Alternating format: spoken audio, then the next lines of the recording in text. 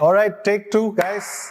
Have patience. Okay, here we go. Hi, my name is Daniel Abraham. I live in the city of Delhi. I'm so happy to share my life story. I would call it as my testimonies that helped me to progress in life. You know, you're growing up as a teenager, you have so many challenges around you. You have this peer pressure and all these things.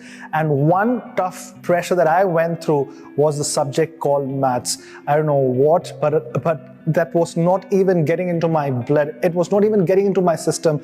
And I remember when I was in grade 9, it was getting tougher for me. All these algebras, like, okay, I'm not against education actually, but then I was just thinking, you know, there was this questions like, if the son's age is so and so, what is the father's age?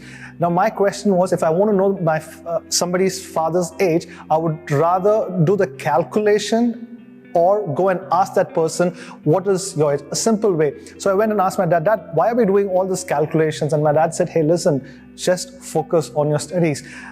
What literally happened was my grades were going down because of this one particular subject, and everything was good.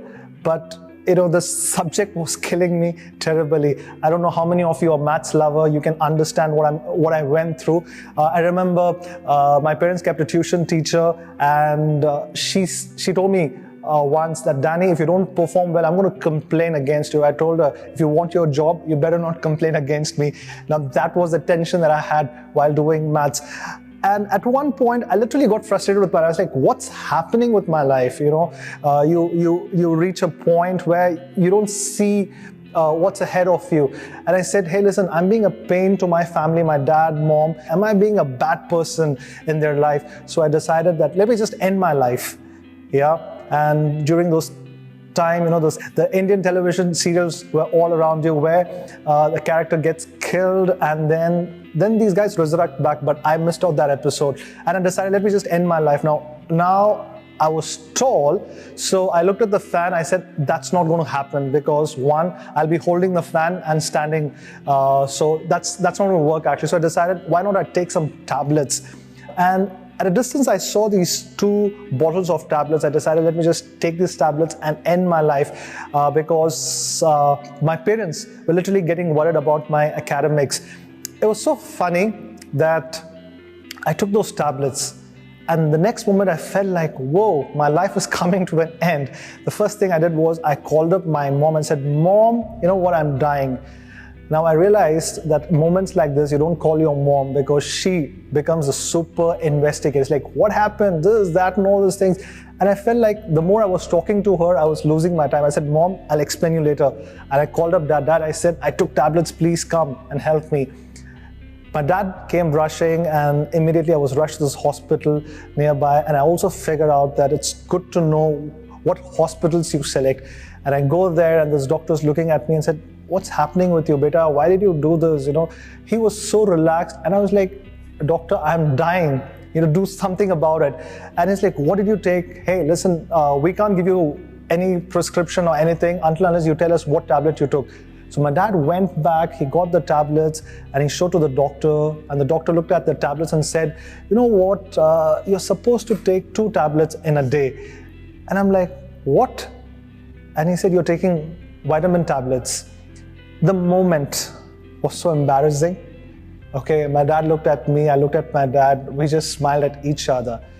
Today, when I look back, I feel so stupid of what I did. Imagine if those were real poison tablets, that could have ended my life. But I saw God's favor over my life. I just want to challenge anybody who's watching this. You might be at a point where you feel like giving up. But please remember one thing, it is God who has given you life.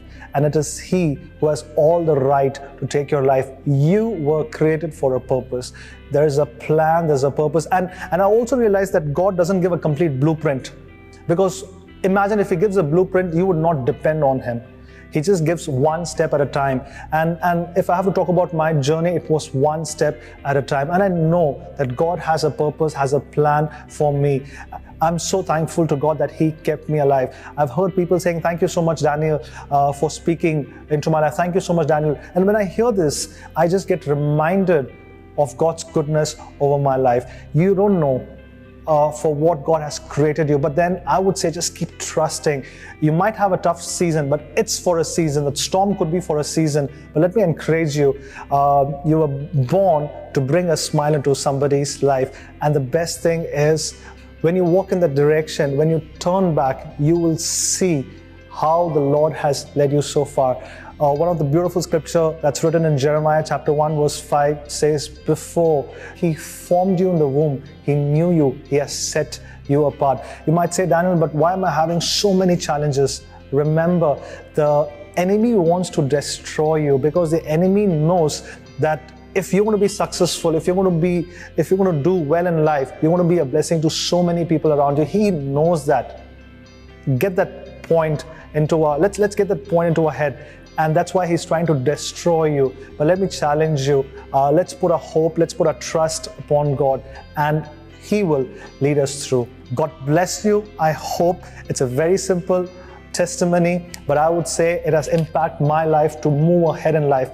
It would be a blessing for you all also. God bless. Keep smiling.